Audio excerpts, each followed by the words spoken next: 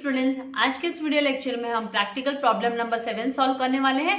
तो इसका explanation start करने से पहले मैं आपसे रिक्वेस्ट करूंगी कि अगर अभी तक आपने चैनल को सब्सक्राइब नहीं किया है तो चैनल को सब्सक्राइब कीजिए एंड बेल आइकन को प्रेस कीजिए ताकि आपको मेरे लेटेस्ट वीडियो के नोटिफिकेशंस क्विकली इंस्टेंटली मिलते रहे। एंड वीडियो को लाइक करना एंड शेयर करना मत भूलिएगा। नाउ यहाँ पे देखिए, generalized the following transactions in the books of Varun की बुक्स ऑफ अकाउंट्स में हमें ना जर्नल एंट्रीज पास करनी है। तो 2018 अक्टूबर की यहाँ पे हमें ट्रांजेक्शंस दिए हुए हैं, तो इसी के बेसिस पे हमें ना जर्नल एंट्री पास करनी है। तो यहाँ पे purchase machinery of ₹95,000 and paid ₹5,000 for freight. तो यहाँ पे हमको जैसे मैंने इंस्टॉलेशन चार्जेस भी ऐड करना होता है, तो इसकी एंट्री में बताने वाली बहुत इंपॉर्टेंट है आप लोगों के लिए। देन थर्ड यहाँ पे परचेज 3 अक्टूबर को परचेज गुड्स परचेज हुए 1,50,000 के and amount paid by bank, मतलब इमीडिएट पेमेंट हो गया, परचेज किया और मतलब परचेसेस अकाउंट टू यहाँ पे बैंक अकाउंट हम लिखने वाले। Then purchase laptop from Nagesh and company से लैपटॉप परचेज किया वर्थ ₹1,80,000 का, तो यहाँ पर लैपटॉप अकाउंट डेबिट होने वाला है। Then GST, SGST and CGST हमको कैलकुलेट करना पड़ेगा, वो डेबिट होने वाला है। एंड देन 2 हमें यहाँ पे कैश अकाउंट लिखना है। Then paid into bank of Baroda ₹70,000, तो bank of Baroda account debit to हमको कैश लिखना होगा। Then paid for rent ₹4,000 and commission ₹3,000, तो यहाँ पे पेमेंट हो रहा है, तो rent account debit, commission account debit to cash account करके 7,000 लिखना होगा हमको। Then bought goods worth goods from Tushar company limited से खरीदा है 1,20,000 का एंड यहाँ पे 12% जीएसटी भी उस पर पेमेंट किया है and paid half amount by RTGS. तो यहाँ पे बच्चा लोग, आप लोगों को कुछ लोगों को है ना रियल टाइम ग्रॉस सेटलमेंट का नॉलेज है आरटीजीएस का, कि भाई ये है ना 2 लाख से ऊपर के 2 लाख से लेकर उसके ऊपर के अबव के ट्रांजेक्शन्स होते उसी पे होता है। लेकिन आप लोगों को सिखाने के लिए यहाँ पे है ना आरटीजीएस वर्ड यूज किया गया है, तो no need to get confuse कि मिस ये तो है ना हो नहीं पाता है आरटीजीएस। तो जैसे आप लोग जानते हैं ना इलेक्ट्रॉनिक फंड ट्रांसफर होता है इलेक्ट्रॉनिकली, तो ये वही है ना बैंकिंग का आरटीजीएस है, तो हम टू बैंक करके लिखने वाले हैं। यहाँ पे परचेसेस किया है इसलिए परचेसेस अकाउंट टू बैंक, आधा हमको बैंक के थ्रू एंड टू तुषार करके हम लिखने वाले हैं, तो ये भी कैलकुलेशन में आप लोगों को बताने वाली हूँ। देन 16 अक्टूबर को cash purchases ₹50,000 amount paid by cheque, तो यहाँ पे परचेसेस अकाउंट डेबिट टू हमें ना यहाँ पर कैश, यहाँ पे ना कैश परचेसेस मतलब यहाँ पे purchases account debit to bank account हमको लिखना होगा, चेक के थ्रू पेमेंट किया है। देन 20 अक्टूबर को इनवॉइस्ड गुड्स टू सतीश को गुड्स इनवॉइस किया, मतलब सेल किया है एट 12% जीएसटी, इनवॉइस्ड मतलब सेल करना हुआ and amount received by cheque, तो फिर यहाँ पे हमको जीएसटी भी कैलकुलेट करनी पड़ेगी 12% एंड उसी के साथ साथ है ना हमको जो हम लिखेंगे अमाउंट रिसीव होगा वो इंक्लूडिंग है ना जीएसटी होगा। तो यहाँ पे हम इंक्लूडिंग जीएसटी मतलब इसमें अमाउंट में बैंक के अमाउंट में, तो इसका कैसे कैलकुलेशन करना है, क्या करना है वो मैं आपको दिखाने वाली हूँ। Then paid for telephone charges ₹90,000 telephone का चार्जेस पेमेंट किया है, तो telephone charges account debit to cash account लिखने वाले। Then Mrs Varsha bought goods from us 90,000 का एट 12% ट्रेड डिस्काउंट, तो उसने ना खरीदा है, हमसे खरीदा है, मतलब उसने यहाँ पर ये जो वरुण है वरुण से खरीदा है, इसका मतलब वरुण ने सेल किया है, तो वरुण अपने बुक्स ऑफ अकाउंट में यहाँ पे वर्षा ने खरीदा है ₹90,000 का, तो इसका इफेक्ट हमको कैसे दिखाना है वो मैं आपको दिखाऊंगी। And then purchase goods from Abhijeet and sons से परचेस किया एट 18% जीएसटी के साथ, तो परचेसेस टू अभिजीत हमको जो एंट्री है वो विथ इंक्लूडिंग हमको जीएसटी भी दिखानी होगी। Then paid to Abhijit and sons, बाद में पेमेंट दिखाना है एंड रिसीव 10% का कैश डिस्काउंट, तो वो कैसे कैलकुलेट करेंगे हम, तो ये बताऊंगी। एंड देन लास्ट जो है 31 अक्टूबर का पेड फॉर एडवर्टीजमेंट के लिए पेमेंट किया है यहाँ पे, तो advertisement account debit to cash and brokerage के लिए पेमेंट किया, तो ब्रोकरेज टू कैश, तो यहाँ पे हम कंबाइन एंट्री लिख लेंगे। तो कैसे आप कंबाइन करोगे, तो ये ट्रांजेक्शंस 1 by 1 है ना, हम जर्नल में उसके जर्नल एंट्रीज फ्रेम करने वाले, तैयार करने वाले। तो मैंने इसका फॉर्मेट आप लोगों के लिए रेडी रखा है, आप लोगों ने फॉर्मेट रेडी नहीं रखा तो पहले फॉर्मेट रेडी कीजिए एंड मेरे साथ साथ एंट्रीज को पास कीजिए, मतलब कैसे जर्नल एंट्रीज आपको नोट डाउन करनी है वो सीखिए, ताकि आपके कॉन्सेप्ट्स अच्छे से क्लियर है। स्क्रीनशॉट से काम मत चलाइए, नहीं तो आपके कॉन्सेप्ट्स है ना वो क्लियर नहीं हो पाएंगे। तो कॉन्सेप्ट्स बेटर क्लियर हो, फ्यूचर में कभी प्रॉब्लम नहीं आए, क्योंकि आप बेसिक सीख रहे हो, तो उसके लिए आपको वीडियो को सुनते सुनते है ना जर्नल एंट्रीज पास करते रहना। हाँ, हो सकता है कभी कभी बीच में आपको पॉज करना पड़ रहा है वीडियो, तो आप लोगों को ऐसे लगे कि वीडियो क्यों, but you need time to write. साथ साथ करोगे तो आपको बेटर अंडरस्टैंडिंग होगी। तो चलिए हम ज़्यादा टाइम पास ना करते हुए है ना हम सबको सॉल्व करना स्टार्ट करते हैं। तो यहाँ पे जो सबसे पहला जो ट्रांजैक्शन है परचेज मशीनरी, तो यहाँ पे मशीनरी अकाउंट डेबिट करने वाले हैं हम, और उसके साथ साथ उसमें है ना हमको ये जो 5000 फ्रेट वाला है ना वो मशीनरी में इंक्लूड करना पड़ेगा। 95,000 का मशीनरी है, उसके साथ साथ उसको है ना घर तक पहुंचाने का जो किराया चार्जेस है वो उसकी कॉस्टिंग में ही ऐड होगा। ये फिक्स एसेट्स में इस तरीके से होता है, हमको ध्यान रखना है। तो ये है ना अब हम क्या करेंगे, 95,000 प्लस 5,000 तो 1 लाख की एंट्री हमको दिखानी है। हमको है ना फ्रेट भी इसमें इंक्लूड करना होगा, इसको सेपरेटली नहीं दिखाना होगा, मशीनरी में ही हमको इसको है ना ऐड कर देना है। तो ये जो जर्नल एंट्री हम बनाएंगे कि भाई यहाँ पे हमको है ना भाई चेक के थ्रू पेमेंट किया है, क्या कैसे उधार में लिया है, वो सब कुछ नहीं दिया है, इसीलिए हम यहाँ पे क्या है ना इसको कैश करके टू कैश करके ही हम इसको है ना लेने वाले हैं। तो यहाँ पे टू कैश करके ही हम लेने वाले हैं। तो यहाँ पे हम 2018 और हम लिखेंगे अक्टूबर 1 को पहली जो एंट्री लिखेंगे वो लिखेंगे machinery account debit to cash account. Amount जो आएगा जैसे मैंने आपसे कहा 1 लाख, मैं 95,000 लिखने जा रही थी, 95,000 ही 1 लाख अमाउंट हमें रिकॉर्ड करना है बुक्स ऑफ अकाउंट्स में, क्योंकि यहाँ पे जो फ्रेट का चार्जेस है उसी में इंक्लूड हो जाएगा। तो 1 लाख एंड 1 लाख क्रेडिट में भी, एंड नरेशन में हम लिख देंगे क्योंकि इसका मुझे अलग से आपको कोई कैलकुलेशन दिखाने की तो जरूरत है नहीं। Being machinery purchase, machinery asset है, और एसेट जब इंक्रीज होता है मॉडर्न अप्रोच रूल के हिसाब से एसेट इंक्रीज होता है तो उसे हमको डेबिट में लिखना होता है, और कैश भी एसेट है, जब डिक्रीज होता है तो उसे क्रेडिट में लिखते हैं। तो कैश जा रहा है बिजनेस से, राइट, तो यहाँ पर मशीनरी परचेस्ड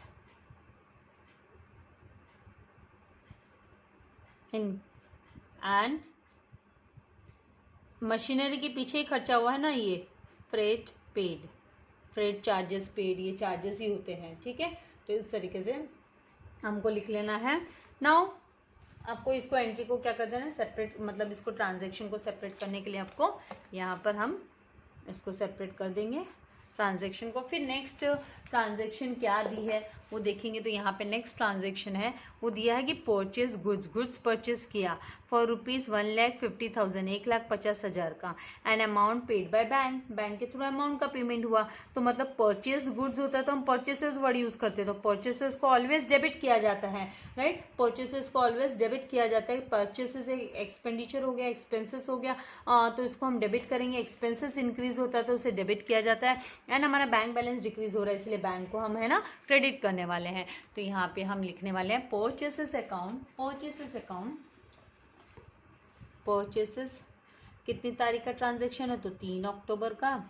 तो 3 अक्टूबर आपने पहले ऊपर टॉप में लिख दिया, तो बार बार अक्टूबर लिखने की जरूरत नहीं है। तो यहाँ पे लिखेंगे purchases account debit to bank account. Amount कितना आएगा 1,50,000 की परचेसिंग हुई, इसलिए 1,50,000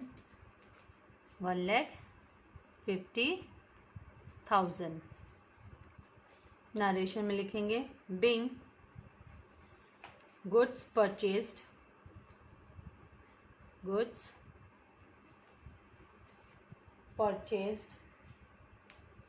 and amount paid by bank या थ्रू बैंक, इस तरीके से हम लिख सकते हैं। फिर हमको इसको सेपरेट कर देना है, ट्रांजैक्शन को सेपरेट कर दिया। अब इसके बाद में जो नेक्स्ट एंट्री आएगी, जो नेक्स्ट एंट्री है वो किस चीज़ को लेकर है, 6 तारीख को जो ट्रांजैक्शन है वो बनेगा। कैसे बनेगा कि परचेज लैपटॉप परचेज किया, तो मतलब एसेट परचेज हुआ तो लैपटॉप को हमको डेबिट करना है। उसी के साथ साथ देखिए 1,80,000 का लैपटॉप अमाउंट आप लिखेंगे, laptop account laptop account debit 1,80,000 and यहाँ पे फ्रॉम नागेश एंड कंपनी से खरीदा गया है, ये परचेस किया गया है। एंड आप देखिए यहाँ पे कैश में परचेस नहीं किया, ऐसे बोला नहीं कि भाई कैश पेमेंट किया गया है या बैंक के थ्रू पेमेंट किया गया है, वो कोई बात नहीं आई है। तो इसका मतलब है ना नागेश एंड कंपनी के अकाउंट को हमको क्रेडिट करना होगा, ये हमारा क्रेडिटर हो गया। लेकिन आपको ये ध्यान रखना होगा कि ये 1,80,000 का लैपटॉप नहीं है, खाली 1,80,000 तो इसकी कॉस्टिंग है, उसके साथ साथ है ना यहाँ पर ये जो है ना 18% का GST वो भी हमें कैलकुलेट करना पड़ेगा। तो उसका कैलकुलेशन मैं आप लोगों को पहले दिखा देती हूँ, या पहले हम लोग है ना जर्नल एंट्री लिख लेते हैं, फिर कैलकुलेशन फाइंड आउट कर लेते हैं। तो सबसे पहले हम जर्नल एंट्री को लिख के रेडी रखते हैं। तो यहाँ पर हम लिखेंगे जो डेट है 6 को लैपटॉप अकाउंट को डेबिट करेंगे, laptop account debit. Input purchasing के टाइम पे इनपुट CGST डेबिट होगा, SGST भी डेबिट होगा। तो CGST account debit, input SGST account debit to Nagesh and company account, उसके कंपनी अकाउंट में। तो ये जो नागेश एंड कंपनी हमारा क्रेडिटर हो गया, क्या हो गया, हमारा क्रेडिटर है, ये कंपनी हमारी क्रेडिटर हो गई। हम बुक्स ऑफ अकाउंट्स में वरुण जब रिकॉर्ड करेगा भाई क्रेडिटर है, क्रेडिटर इंक्रीज होता है तो क्रेडिट में लिखना होता है।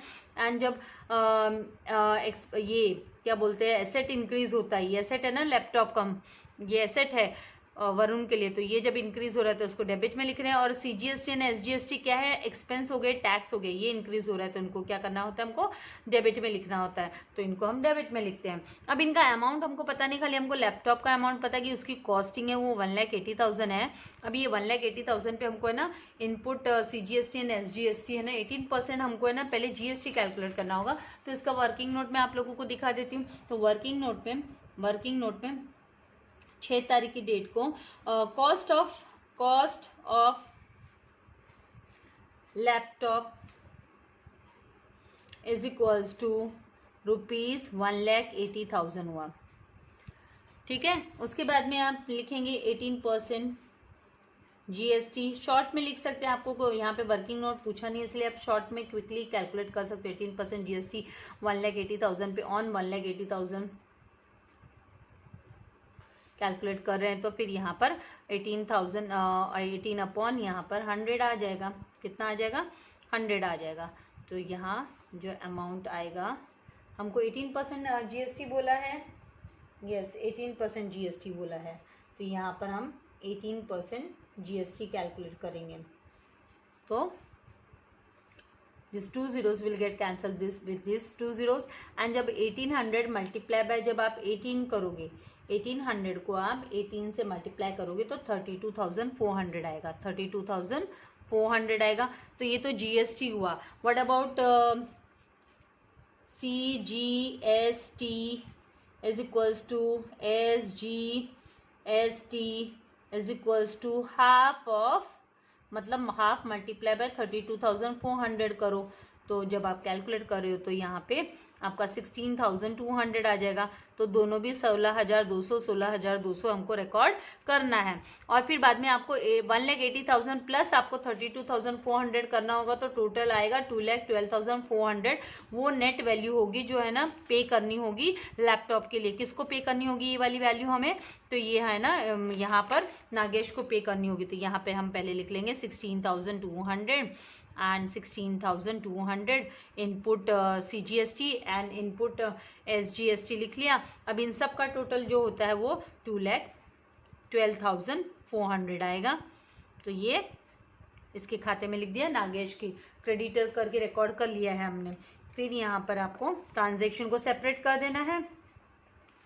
नाउ नेक्स्ट जो है ट्रांजेक्शन यहाँ पर नेक्स्ट ट्रांजेक्शन है वो है ना 10 तारीख को paid into bank of Baroda. Bank of Baroda में 70,000 पेमेंट किया, मतलब है ना बिजनेस से, वरुण के बिजनेस से कैश चला गया एंड बैंक ऑफ बड़ौदा के अकाउंट में चला गया। तो हम बैंक, या तो बैंक अकाउंट लिख लो या बैंक ऑफ बड़ौदा अकाउंट लिख लो, दोनों में कोई है ना प्रॉब्लम नहीं है। तो जाने वाला है वरुण के खाते में ही, मतलब वरुण जो फॉर्म है उसके खाते में ही जाने वाला है। तो 10 तारीख को यहाँ पर हम लिखेंगे बैंक ऑफ, अगर आपने बड़ौदा भी लिखा तो देयर इज नो इशू, और खाली बैंक लिखा तो भी इशू नहीं है। बड़ौदा अकाउंट डेबिट कितना, तो 70,000 to cash account. Cash balance decrease हो रहा है, कैश बैलेंस क्या हो रहा है यहाँ पर, कैश बैलेंस है जो हमारा बिजनेस में, वरुण के बिजनेस में कैश डिक्रीज हो रहा है और बैंक का बैलेंस इंक्रीज हो रहा है, तो हमको बैंक को डेबिट करना है। यहाँ पे नरेशन में लिखेंगे बैंक में जो अकाउंट है वो भाई एसेट ही है ना, वो एसेट ही है वरुण का। तो being cash deposited, cash deposited into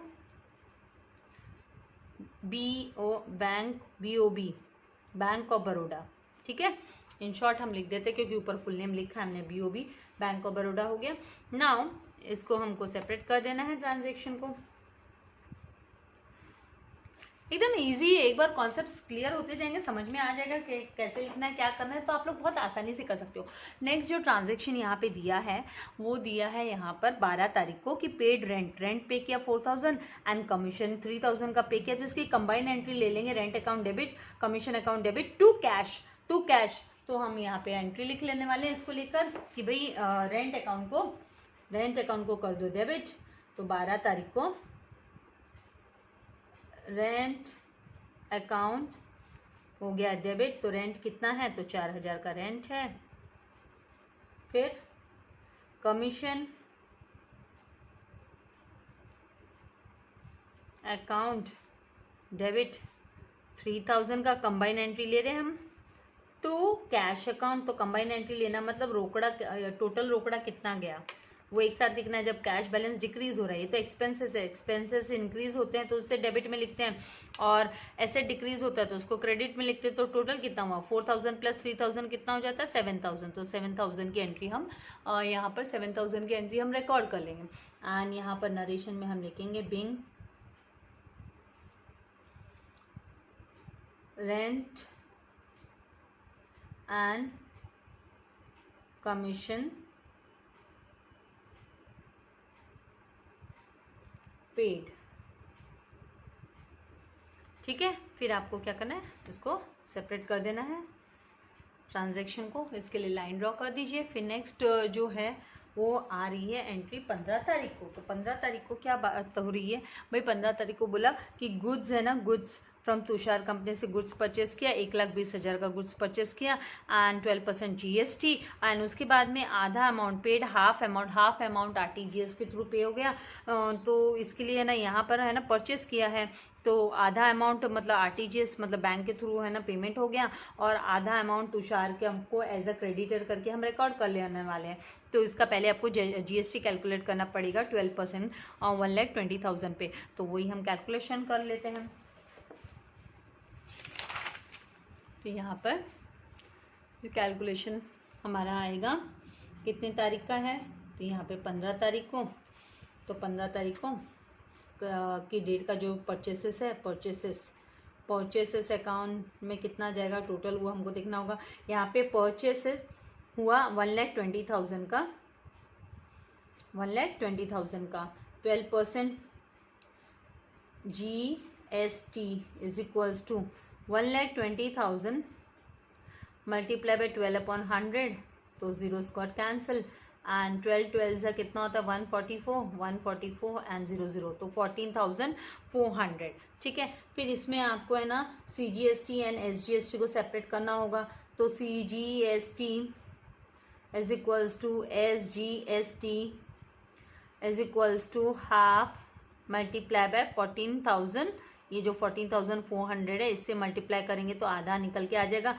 तो 2 7 14 एंड 2 2 4 एंड 0 तो 7,200 हम इनपुट CGST एंड इनपुट यहाँ पे SGST हम है ना रिकॉर्ड करेंगे और उसके साथ साथ 1,20,000 परचेसेस में लिखना है। फिर टोटल जितना होगा वो है ना उसमें से आधा, मतलब इसमें से भी हम इसका टोटल भी यहीं पे करते हैं पहले। कितना होगा 1,20,000 प्लस है ना 14,400 करेंगे तो 1,34,400 आता है। कितना आता है 1,34,400। अब इसका हाफ, आधा अमाउंट है हाफ आरटीजीएस का फुल फॉर्म होता है रियल टाइम ग्रॉस सेटलमेंट, ठीक है। आरटीजीएस तो गिवन थ्रू आरटीजीएस हो गया। एंड आधा जो अमाउंट है हाफ वो है ना क्रेडिट बैलेंस हो गया, वो बैलेंस है half balance amount is what credit हो गया, वो क्रेडिट ट्रांजैक्शन हो गया। तो ये क्रेडिट ट्रांजैक्शन करके हमको इसको रिकॉर्ड करना होगा। क्रेडिट ट्रांजैक्शन हो गया। तो जब इसका 50-50 करते हैं आप डिवाइड बाय इसको 2 करोगे 1,34,400 को, ये जो 1,34,400 को मल्टीप्लाई बाय हाफ करते हो तो जो अमाउंट आएगा वो यहाँ पर आपको जो अमाउंट आएगा वो 67,200, क्योंकि 2 1 2 2 6 12 एंड 1 लेफ्ट 2 7 14 2 एंड 0 0, तो 67,200 मतलब ये आएगा बैंक अकाउंट। आप क्या लिखने वाले हैं इसके लिए बैंक अकाउंट एंड 67,200 इक्वल है ना। तो ये है ना ये किसके नाम पे लिखेंगे हम तुषार, ये तुषार अकाउंट के खाते में हम लिखने वाले हैं, क्रेडिट में लिखने वाले, bank account credit, Tushar account credit लिखने वाले हैं। तो ये आपका जो क्रॉस क्रेडिट बैलेंस और डेबिट बैलेंस वो इक्वल हो जाएगा, करस्पॉन्डिंग एंट्री हो जाएगी। तो यहाँ पर हम रिकॉर्ड करेंगे जर्नल एंट्री जो कि है ना 15 तारीख की है। तो 15 तारीख का डेट यहाँ पर हम लिखेंगे। परचेसेस अकाउंट डेबिट 1,20,000 और हमने इनपुट CGST अकाउंट जो हमने कैलकुलेट किया, इनपुट CGST कितना है 7,200 का। इनपुट SGST कितना होगा तो SGST अकाउंट में जाएगा 7,200। तो टोटल सारा का सारा पेमेंट तो है ना वरुण को ही करना पड़ेगा ना, तो उसमें से आधा उसने बैंक अकाउंट के थ्रू पे कर दिया, मतलब आरटीजीएस कर दिया, मतलब बैंक अकाउंट के थ्रू बैंक में से उसका डिडक्ट हो गया। तो कितना टोटल हो जाएगा यहाँ पे आधा हमने कैलकुलेट किया तो 67,200, तो 67,200 यहाँ पे लिखेंगे। And to Tushar account, Tushar कौन है तो क्रेडिटर हो गया ना भाई, परचेस किया तो ये क्रेडिटर है। जब क्रेडिटर इंक्रीज होता है तो उसको क्रेडिट में लिखो, और जब बैंक बैलेंस डिक्रीज होता है तो उसको क्रेडिट में लिखो, और यहाँ पे परचेसेस इंक्रीज हुआ तो डेबिट में लिखो। And input CGST and SGST ये इंक्रीज हो रहा है, हमको पेमेंट करना पड़ रहा है, यहाँ पे हम पेमेंट कर रहे हैं राइट, यहाँ पे हम पेमेंट कर रहे हैं। हम किसको दे रहे हैं तुषार को देंगे, तुषार फिर गवर्नमेंट को डायरेक्टली पे कर देगा। तो इस तरीके से हम लिखेंगे बिंग goods purchased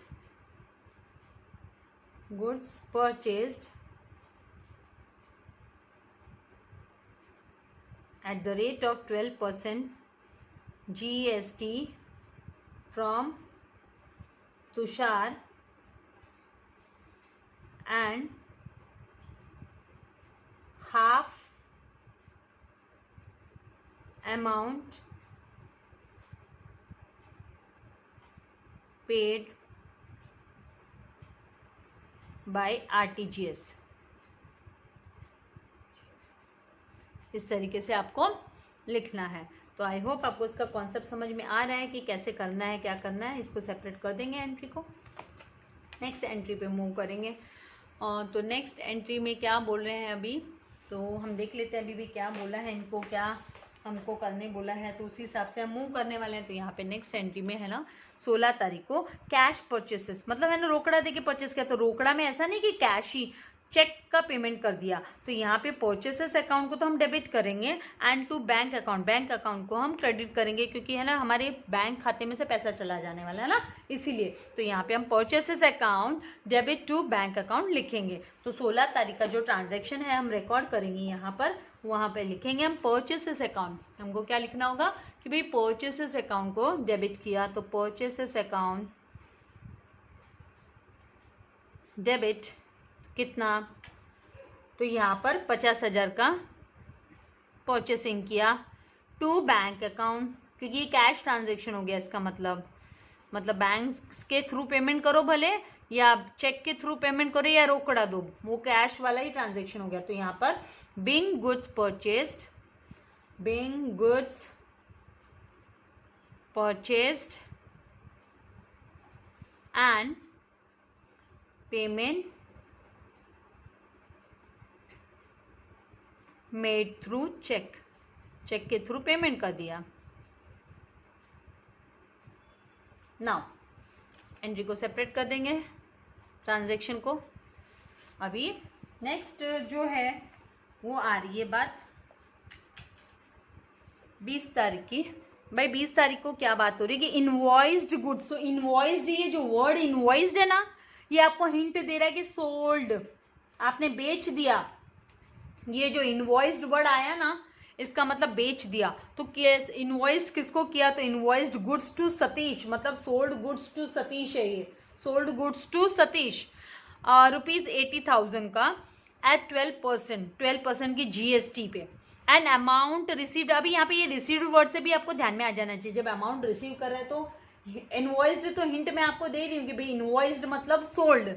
और अगर आपको वहाँ पे कंफ्यूजन होता है तो आगे स्टेटमेंट को जरा रीड करो। अमाउंट रिसीव्ड, अगर अमाउंट रिसीव्ड वाली बात भी आ जाती है तो मतलब है ना, रिसीव्ड है मतलब परचेस नहीं किया, यहाँ पे आपने सेल किया, तभी तो अमाउंट रिसीव होगा, तभी तो इनकम आएगी आपके पास। तो रिसीव हुआ है चेक के थ्रू।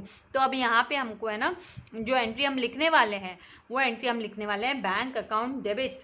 बैंक अकाउंट को डेबिट करेंगे क्योंकि बैंक बैलेंस इंक्रीज होगा to sales account and to output. अब यहाँ पे वर्ड जो यूज होगा ना GST, CGST एंड SGST के लिए, वो आउटपुट वर्ड यूज होगा, आउटपुट। तो हमको वो 12% की ये भी कैलकुलेट करने पड़ेगी। ये 25 तारीख का ट्रांजेक्शन छूट गया, नहीं हाँ 20 तारीख का ही करना है हमको, 25 का नेक्स्ट आने वाला है। तो यहाँ पे हम देख लेते हैं कैसे हमको कैलकुलेशंस करना है। तो यहाँ पे पहले कितनी तारीख को, 20 तारीख को। तो 20 तारीख को हम रिकॉर्ड कर रहे हैं कि भाई यहाँ पर बैंक अकाउंट डेबिट अमाउंट हम लिखेंगे, पहले कैलकुलेशन करेंगे अमाउंट का। बैंक अकाउंट डेबिट टू यहाँ पर सेल्स अकाउंट। और आपको याद रखना है जब सेल्स अकाउंट आता है तो जो इनपुट एंड आउटपुट, इनपुट की बजाय आउटपुट लिखना होता है और आपको क्रेडिट में लिखना होता है। तो to output CGST account to output SGST account, इस तरीके से रिकॉर्ड करना होता है। तो हम अमाउंट को भी कैलकुलेट कर लेते हैं। तो यहाँ पे अमाउंट का कैलकुलेशन हम देख लेते हैं कि किस तरीके से हमको अमाउंट कैलकुलेट करना पड़ेगा। तो 20 तारीख का ट्रांजेक्शन है। तो यहाँ पे परचेसेस का जो अमाउंट है 1,20,000 का है। कितने का है परचेसेस का, सॉरी 80,000 का है, 80,000 का है। तो जरा सा इसको 80,000, हमको इसको 80,000 लेना है। अमाउंट इसका जो परचेस का है वो 80,000 है, 1,20,000 का नहीं, 80,000 है। नाउ अमाउंट ऑफ GST कितना होगा एट द रेट ऑफ, यहाँ पे GST 12% कैलकुलेट करनी है, 12%। तो 80,000 मल्टीप्लाई बाय 12/100 तो आ जाएगा 12/8 कितना होता है 96। तो 9600 कितना आएगा 9600। तो यहाँ पर आउटपुट, यहाँ पर ये सेल किया है, परचेस नहीं। ये भी लिखना है कि इनवॉइस प्राइस, सेल, परचेस नहीं है, सेल है। कंटिन्यू कभी कभी बोलते वक्त है ना मिस्टेक हो जाती है, कंटिन्यू बोलती हूँ तो सेल्स का अमाउंट है 80,000। फिर आउटपुट, यहाँ पर आएगा output CGST is equals to output SGST is equals to half multiply by 9,600। Half multiply by 9,600 करेंगे तो 4,800, बिकॉज 2 4 जा 8, 1 लेफ्ट, तो 2 8 जा 16 एंड 0 0, तो 4,800 ईच हो गया। तो यहाँ पे हम जब रिकॉर्ड करेंगे, याद रखना है कि सेल्स मतलब इनवॉइस प्राइस, जो इनवॉइस है, इनवॉइस्ड मतलब सोल्ड किया है। तो यहाँ पर हम लिखेंगे कि भाई पहले हमें ना क्रेडिट वाला बैलेंस लिख लेते हैं। तो यहाँ पे क्रेडिट वाले बैलेंस में 80,000 and then 4,800 and 4,800 total sum up करेंगे तो 89,600 हो जाएगा, क्योंकि ये 9,600 है ना, 4,800 प्लस 4,800 9,600 एंड यहाँ पर 80,000 तो 89,600। नरेशन में हम लिखेंगे बिंग गुड सोल्ड, इनवॉइस्ड का मतलब बेच दिया, sold and amount received, receive किया गया है ना अभी, इसलिए received by cheque at the rate of 12% GST। तो इस तरीके से लिखना है और ट्रांजैक्शन को सेपरेट कर देना है। ट्रांजैक्शन को सेपरेट कर देंगे, उसके बाद में मूव करते हैं नेक्स्ट ट्रांजैक्शन पे। तो यहाँ पे बोला है कि भाई पेड फॉर टेलीफोन चार्जेस, तो टेलीफोन चार्जेस का पेड वर्ड मतलब कैश गया, क्रेडिट करना पड़ेगा। 90,000 का टेलीफोन चार्जेस आया, बहुत फ़ोन करता है वरुण, तो इसका मतलब बहुत ट्रांजैक्शन, उसके फ़ोन कॉल्स बहुत होते हैं। 5 अक्टूबर को टेलीफोन चार्जेस, ये एक्सपेंसेस हो गया, तो telephone charges account debit to cash account. Narration 90,000 का पहले पेमेंट नरेशन में लिखेंगे बिंग टेलीफोन चार्जेस पेड।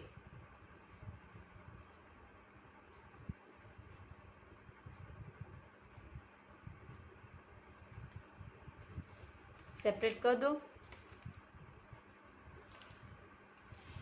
ये मैं बार बार आप लोगों को क्यों ट्रांजैक्शन सिखा रही हूँ, मैं क्यों है ना इस तरीके से बता रही हूँ, मार्किंग भी क्यों बता रही हूँ कि आप भी जब क्वेश्चंस को करोगे तो आपको कॉन्सेप्ट्स एस्पेक्ट्स निकालने जरूरी है ना, इस तरीके से कि भाई कितना क्या एस्पेक्ट है, इसीलिए है ना इसका यूज़ कर रही हूँ टेक्स्ट का कि कैसे आपको करना है ना। 27 को Mrs Varsha bought goods, Mrs वर्षा ने बॉट किया, तो वर्षा ने ना, ये तो बुक तो वरुण की है, ये तो बुक्स ऑफ अकाउंट हम वरुण की बना रहे हैं, तो मिसेस वर्षा ने परचेस किया है। फ्रॉम अस, फ्रॉम अस मतलब वरुण से परचेस किया है, तो मतलब है ना मिसेस वर्षा है वो डेटर हो गई एट 90,000 का है ना, उसने गुड्स परचेस किया। तो यहाँ पर हम है ना, उसने परचेस किया तो मतलब हमने बेचा, वर्षा ने परचेस किया हमसे मतलब वरुण से, तो हमने सेल्स किया एंड इसीलिए ये जो वर्षा है वो डेटर हो गई, क्योंकि यहाँ पे जो पेमेंट है वो कैश पेमेंट नहीं हो रहा है, यहाँ पे जो पेमेंट है वो कैश वाला नहीं हो रहा है एट 12% TD।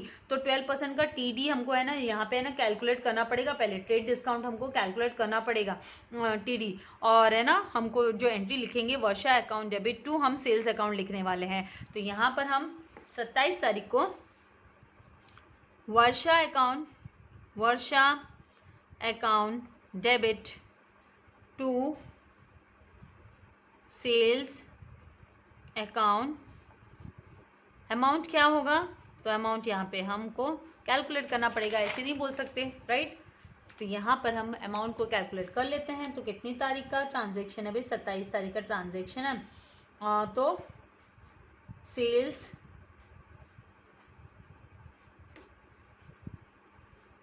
जो सेल्स वाला ट्रांजैक्शन है वो इसका 80,000 का है कि 90,000 का है। Trade TD eight the rate of 12%, तो 90,000 मल्टीप्लाई बाय 12/100, तो दिस 2 zeros गॉट कैंसिल। तो यहाँ पर 12 9 का कितना होता है 108, तो 108 एंड फिर ये 2 zeros, तो मतलब 10,800 का क्या हो गया TD हो गया। और TD को जैसे है ना हम नेट सेल्स भी कितना होगा, नेट सेल्स है यहाँ पर 90,000, तो नेट सेल्स अमाउंट हमको रिकॉर्ड करना होगा माइनस 10,800 जब करेंगे तो फिर हमको कितना रिसीव होगा 79,200। तो ये 79,200 हमको है ना बुक्स ऑफ अकाउंट्स में रिकॉर्ड करना है। हमें ना ट्रेड डिस्काउंट को हम नहीं कंसिडर करेंगे, नहीं लिखेंगे उसको, और उसको लिखेंगे नहीं, कैलकुलेट जरूर करना पड़ेगा, वो माइनस करना पड़ेगा, डिडक्ट करना पड़ेगा हमको सेल्स में से। तो यहाँ पर जो अमाउंट हम लिखने वाले हैं वो हमारा आएगा 79,200। 79,200 नरेशन में लिखेंगे बिंग गुड्स सोल्ड, या बॉट बाय भी आप लिख सकते हो, ऐसा नहीं है कि आपको सोल्ड वर्ड यूज करना है। Sold to Varsha at the rate of 12% TD। आपने अगर यहाँ पे गुड्स बॉट बाय वर्षा या परचेज बाय वर्षा लिखा तो भी कोई प्रॉब्लम नहीं है। वो इनडायरेक्टली आपको पता है, पैसिव वॉइस सीखा है ना आप लोगों ने, passive voice, change the voice, तो उसमें आपको पता है कि किस तरीके से कॉन्सेप्ट को घुमा दिया जाता है। तो आप भाई खरीदा किसने है, वर्षा ने, बेचा किसको है, तो सोल्ड टू मैंने यहाँ पे वर्ड यूज कर दिया। तो आप अगर बॉट बाय वर्षा भी लिखा होता तो भी चल जाता है नरेशन में। यहाँ पे हम ट्रांजेक्शन को सेपरेट कर देते हैं। फिर इसके बाद में आते हैं नेक्स्ट इस पे 28 तारीख को क्या बात हो रही है कि 28 तारीख को है ना परचेस किया गुड्स हम फ्रॉम अभिजीत, फ्रॉम वर्ड आ गया मतलब अभिजीत से, यहाँ पे वरुण ने खरीदा, इसका मतलब अभिजीत एंड सन से वरुण ने खरीदा ₹1,50,000 का एट 18% GST। तो मतलब यहाँ पर अभिजीत एंड सन्स है, अभिजीत एंड सन्स से परचेस किया गया है यहाँ पर।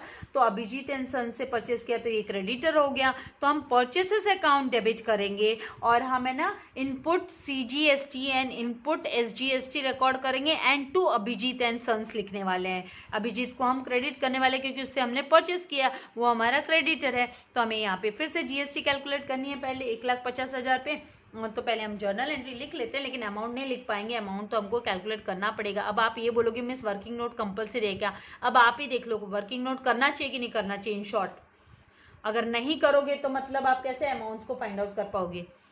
तो ऑटोमेटिकली समझ जाने की बात है। हाँ, अगर क्वेश्चन में स्पेसिफाई कर दिया तब तो आपको एकदम क्लियरली वर्किंग नोट दिखानी होती, नहीं तो इन शॉर्ट फटाफट थोड़ा तो करके कैलकुलेशन तो करने पड़ेंगे ना। हर एक कैलकुलेशन आप वर्बली नहीं कर सकते हो। यहाँ पे input CGST account debit, input SGST account debit to Abhijit and sons, company का नाम है भाई, फर्म का नाम है सन्स अकाउंट। अभी पहले अमाउंट को आपको हमें कैलकुलेट करना होगा, तो यहाँ पे कैलकुलेशन कर लेते हैं हम। कितनी तारीख का ट्रांजैक्शन है? तो यहाँ पर 28 तारीख। तो 28 तारीख को हम कैलकुलेट कर रहे हैं 18% GST on purchases is equals to 1,50,000 multiply by 18/100 is equals to यहाँ पे आ जाएगा 27,000। Zeros got cancel with zeros, zeros cancel हो गए। अभी 27,000 का जो है वो GST हो गया। अभी यहाँ पर input CGST is equals to input, ये मैं बता रही हूँ आपको इसलिए डिटेल में बता रही हूँ, आपको नहीं करना। आप आधा आधा फटाक से क्विकली कर आप एंट्री के वहां पे क्विकली दिखा सकते हो, that is up to you. 27,000 को डिवाइड बाय 2 करो और आपने यहाँ पे एंट्री तो लिख के रखी है तो वहां पे अमाउंट दिखा दो, is equals to half multiply by 27,000 तो आ जाएगा 13,500। तो यहाँ पे अमाउंट हम दिखाएंगे 1,50,000 का परचेस, 1,50,000 परचेसेस है। तो यहाँ पर 13,500 एंड 13,500 तो टोटल हो जाएगा 1,77,000 का। क्योंकि 27,000 हो जाता है ये दोनों मिलाकर, तो 1,50,000 में 27 ऐड करोगे तो 1,77,000 हो गया। नरेशन में क्या लिखेंगे, बिंग गुड्स परचेज्ड, आप ऐसे भी लिख सकते हो ऑन क्रेडिट, ऑन क्रेडिट, तभी तो हमने अभिजीत का नाम लिखा है, on credit at the rate of 18% GST, at rate of 18% GST। तो ये अभिजीत है, ये हमारा क्रेडिटर है। जब क्रेडिटर इंक्रीज होता है तो क्रेडिट में लिखो, तो इस तरीके से आपको दिखाना है। इसको सेपरेट कर देना है ट्रांजैक्शन को। अभी नेक्स्ट देखिए क्या बोला नेक्स्ट, कि पेड टू अभिजीत, मतलब पेमेंट कर दिया हमने अभिजीत एंड सन्स को, वरुण ने पेमेंट कर दिया एंड उसने पेमेंट किया तो उसको 10% का कैश डिस्काउंट रिसीव हुआ, क्योंकि 28 को तो उसने खरीदा और 30 को पेमेंट कर रहा है, तो बंदे ने उसको है ना 10% का डिस्काउंट दिया। तो 1,77,000 पे 10% का डिस्काउंट होता है, वो कितना होगा 17,700, राइट। 17,700 का उसको यहाँ पे 1,77,000 जो है उस पे 1,17,000 कितना डिस्काउंट बोला है, 10% का डिस्काउंट बोला है, 10% डिस्काउंट, कैश डिस्काउंट दिया है, 10% का कैश डिस्काउंट दिया है। तो यहाँ पे जो अमाउंट आएगा वो 1,50,000 पे है ना डिस्काउंट होगा, 1,77,000 पे नहीं है। इसका रीज़न बता देती हूँ। इसका रीज़न ये है कि है ना ये जो डिस्काउंट है वो क्या इनपुट GST और SGST के अमाउंट पे थोड़ी ना हमको कैलकुलेट मिलेगा। खाली 1,50,000 1,50,000 ही तो है ना, एक्चुअल में तो 1,50,000 अभिजीत के पास रहने वाला है, बाकी का 27,000 तो चले जाने वाला है किसके पास, गवर्नमेंट के पास, state government and central government के पास। तो 1,50,000 पे हम 10% कैलकुलेट करेंगे तो वो 15,000 रुपया आएगा, 15,000 का डिस्काउंट रिसीव हुआ, तो टोटल उसको कितना पेमेंट करना है तो उस हिसाब से हम कर लेंगे। तो ये वाला मैं कैलकुलेशन आपको क्विकली यहाँ पे देखिए, जैसे मैं आपसे बोल रही हूँ कि 30 तारीख को 10% डिस्काउंट, ये कैश डिस्काउंट, जिसे कैश डिस्काउंट ऑन 1,50,000 पे रिसीव होगा, तो दैट इज 1,50,000 मल्टीप्लाई बाय 10/100 करेंगे तो 15,000 का डिस्काउंट, 15,000 का डिस्काउंट हम रिकॉर्ड करने वाले हैं, 15,000 का डिस्काउंट हम रिकॉर्ड करेंगे। तो यहाँ पे जो जर्नल एंट्री होगी वो इस तरीके से होगी कि भाई 30 तारीख को यहाँ पर अब अभिजीत के अकाउंट को हम डेबिट कर देंगे, तभी तो वो है ना क्रॉस कैंसिल हो जाएगा। अभिजीत देखो ये क्रेडिट में था, इसलिए अब हम इसको डेबिट में लिखते हैं कि भाई Abhijeet and sons account debit, क्योंकि अकाउंट क्लोज हो रहा है, रफा दफा हो रहा है, 1,77,000 जो देना था ना अभिजीत को उसका हिसाब किताब पूरा हो रहा है, उसको पेमेंट हो रहा है। टू यहाँ पर हमको बैंक अकाउंट बाय चेक बोला है ना, इसलिए हम बैंक अकाउंट लिख रहे हैं, and to discount account, discount receive हुआ है, डिस्काउंट अकाउंट। तो एक्चुअल में 15,000 का डिस्काउंट रिसीव हुआ है, तो 15,000 जब 1,77,000 में से 15,000 माइनस करोगे तो 1,62,000 का बैंक बैलेंस डिक्रीज होगा, 1,62,000 का।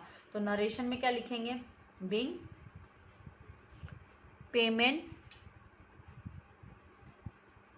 मेड टू आ क्रेडिटर, ये अभिजीत कौन है तो हमारा क्रेडिटर है, क्रेडिटर है ये, and creditor by cheque and 10% cash discount received, receive किया इसीलिए उसको क्रेडिट में लिखा है, मतलब वो इनकम हो गई, वो इनकम हो गई। तो इनकम जब इंक्रीज होती है, ये इनकम है, इनकम जब इंक्रीज होती है तो उसको क्रेडिट में लिखा जाता है। ट्रांजैक्शन को सेपरेट कर देंगे। इसके बाद में लास्ट एंट्री है, तो लास्ट एंट्री में क्या बोला है भाई देखो, पेमेंट किया, किस किस को पेमेंट किया, तो एडवर्टीजमेंट का एंड ब्रोकरेज का पेमेंट किया। एडवर्टीजमेंट का 8,000, ब्रोकरेज का 12,000, तो ये दोनों भी एक्सपेंसेस हो गए। पेड मतलब एक्सपेंसेस हो गया, तो advertisement account debit, brokerage account debit to cash account combine entry हम क्विकली लिख लेंगे। तो यहाँ पर अभी लिखेंगे हम 31 तारीख को advertisement account debit, brokerage, brokerage मतलब कमीशन ही हो गया एक तरीके से, ब्रोकरेज अकाउंट डेबिट। तो एडवर्टीजमेंट का कितना है 8,000, ब्रोकरेज का कितना है 12,000, और वरुण के हाथ से कितना चला गया, कितना का पेमेंट चला गया, तो टोटल पेमेंट हो गया 8,000 और 12,000, टोटल 20,000 हो गया। सेपरेट एंट्री दिखाने की जरूरत नहीं है ना। तो यहाँ पे हम लिखेंगे बिंग, नरेशन में लिख देंगे being payment made for advertisement and brokerage.